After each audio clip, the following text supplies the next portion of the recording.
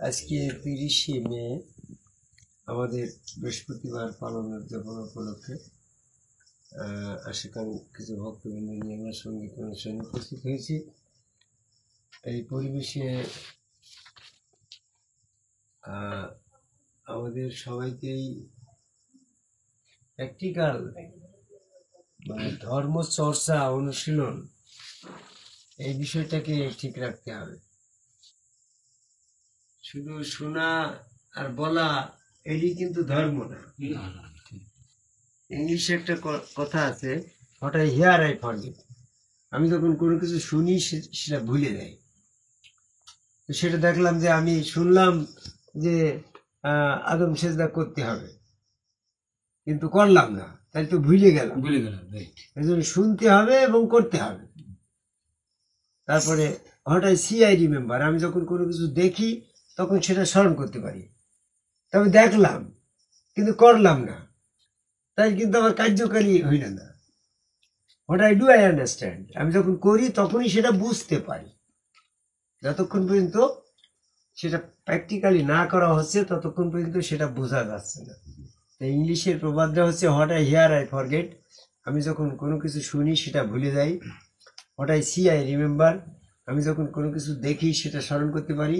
What I do I understand, আমি যখন কোনো কিছু করি তখনই সেটা বুঝতে পারি যে এটার এই বিষয়।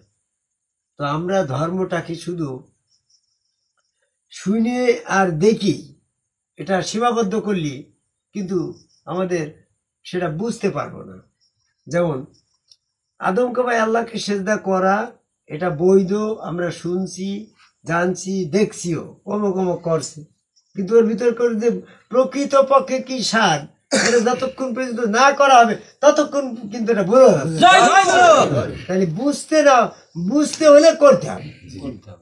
ঠিক আমরা এই যে আশেকানের মজলিস করছি, তুমি বাদ্যযন্ত্র বাজালি ভালো লাগে, বাদ্যযন্ত্র শুনতে ভালো লাগে, কিন্তু যখন তুমি বাদ্যযন্ত্রের সাথে নিজেকে ফিটিং করে নাচানাচি করবা তখনই তো তোমার এসকে জোশ পয়দা হবে। যতক্ষণ পর্যন্ত তোমার এসকে জোশ পয়দা না হবে ততক্ষণ পর্যন্ত তুমি আল্লাহ স্মরণে নিমগ্ন হতে পারছো না। সূরা মুজাম্মিলের 8 নম্বর আয়াত দেখো, আল্লাহ বলছে যে তুমি আল্লাহকে স্মরণ করো এবং একনিষ্ঠ ভাবে তাতে নিমগ্ন হও। তো স্মরণ এক জিনিস আর নিমগ্ন হওয়া এক জিনিস। নিমগ্ন হয়ে যাওয়া মানে কি, বাহ্যিক কোনো চিন্তা চেতনা মনোযোগ সমস্ত বিচ্ছিন্ন হয়ে যাবে, একমাত্র আল্লাহ পাকের মধ্যেই মনোযোগ নিমগ্ন হয়ে যাওয়া। সেটা আমি দেখেছি যে বাদ্যযন্ত্র ছাড়া একনিষ্ঠ ভাবে আল্লাহ পাকের স্মরণে নিমগ্ন হওয়া যাচ্ছে না। যখন মানুষ এরকম ভাবে স্মরণ করছে, ধ্যানস্থ হচ্ছে, তখন তার মস্তিষ্ক কাজ করছে, দেহ আনুষঙ্গিক কোনো অঙ্গ প্রত্যঙ্গ কাজ করছে না। যখন আল্লাহ পাকের স্মরণে এসকে জোরসে নাচানাচি শুরু করছে তখন সমস্ত অঙ্গ প্রত্যঙ্গ আল্লাহ পাকের স্মরণে নিমগ্ন হয়ে গেছে। তখন কিন্তু বাহ্যিক কোনো চিন্তা চেতনা, বাহ্যিক কোনো খেয়াল তার নেই। একবার তোমার যে পাইকপাড়ার হাফিজ মাস্টারের অনুষ্ঠানে গো, তো আমি আর সেই তোমার মৌলা পাগল, ওরকম বাদ্যযন্ত্রের সঙ্গীত চলছে, আমরা নাচানাচি শুরু করছি। নাচতে নাচতে মোহিত ভাব কি, তো পরবর্তী তোমরা দুষ্টুমি করে বাবু ওই সেই আগুনের কয়লা, জ্বলন্ত কয়লা ছিটি দিল, তো কয়লার পরে আগুনের পরেই নাচানাচি হয়ে যাচ্ছে, খেয়াল নিয়ে পা পুড়ে যাবেন কিনা। তাহলে এখন বিষয়টা হচ্ছে আল্লাহ পাকের স্মরণে একনিষ্ঠ হতে হলে এই বাদ্যযন্ত্র ছাড়া হওয়া যাচ্ছে না। আমাদের সাপ্তাহিক যদি একটা অনুষ্ঠানে আমরা বাদ্যযন্ত্র না বাজাই বা নিচে নাচানাচির একটু পরিবেশ না করি তাহলে আমার এসকে জোশ পয়দা হবে না। তো আমি অনেকেই বলে বাদ্যযন্ত্র কোরআনে কোন আয়াতে বলা হয়েছে যে এটা বাজাতে হবে। হ্যাঁ গো, বাজাতে হবে, এটা আয়াত হচ্ছে সূরা মুজাম্মিলের 8 নম্বর আয়াত, যে তুমি আল্লাহ পাকের স্মরণে একনিষ্ঠ হও।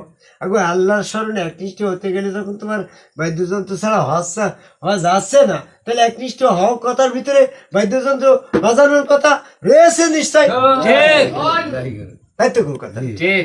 তাহলে এখন আমরা এই কোরআন বুঝতে গিয়ে যে একজন এক এক রকম বুঝে ফেলছি, এটার প্রকৃত বুঝ হবে যে কোরআনের যে বৈশিষ্ট্য, যেমন হারমোনিয়ামের একটা বৈশিষ্ট্য, ঢোলের একটা বৈশিষ্ট্য আছে, তোমার একটা বৈশিষ্ট্য আছে, আগো এরকম কুকুরের একটা বৈশিষ্ট্য আছে, আছে না? বিভিন্ন বিষয়ের পরে এক একটা বৈশিষ্ট্য আছে, সে বৈশিষ্ট্যের বাইরে কিন্তু সে চলে না। তো আমাদের আল্লাহ পাকের কথার একটা বৈশিষ্ট্য আছে। আল্লাহ পাকের কথার বৈশিষ্ট্য কি গো? আল্লাহর একটা কথার সাথে আর একটা কথার পরস্পর কোনো বিরোধ নেই। তাহলে কোরআনের বৈশিষ্ট্য হচ্ছে এই কোরআনের ভিতরে একটা কথার সাথে আর একটা কথার কোনো বিরোধ নাই। এই জন্য এটা হচ্ছে নির্ভুল। যদি একটার সাথে একটা বিরোধ হয় তাহলে দুইটার ভিতরে একটা সঠিক, দুইটাই যদি কোরআনে আয়াত হয় তাহলে একটা সঠিক আর একটা ভুল প্রমাণ হয়ে যায়। এই জন্য আমি কোরআন গবেষণা করে দেখেছি কোরআনের কোনো আয়াত একটা আয়াতের সাথে আর একটা আয়াতের বিরোধিতা নেই।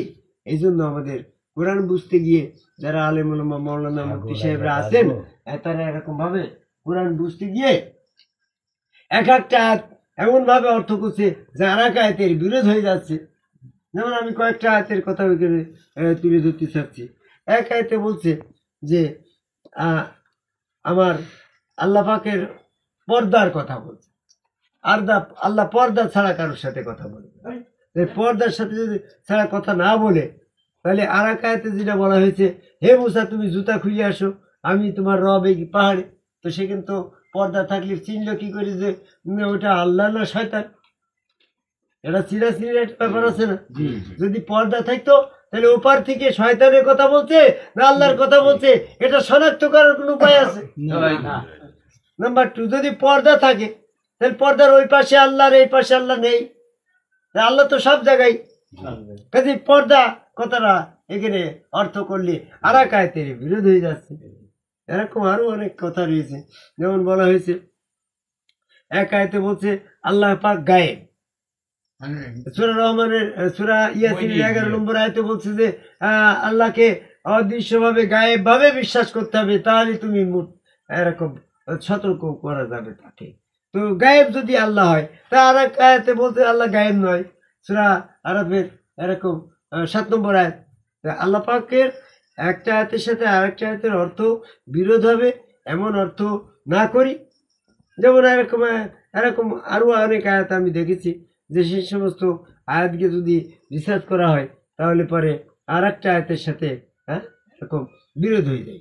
যেমন আল্লাহ সম্পর্কে মানুষের ধারণা কি?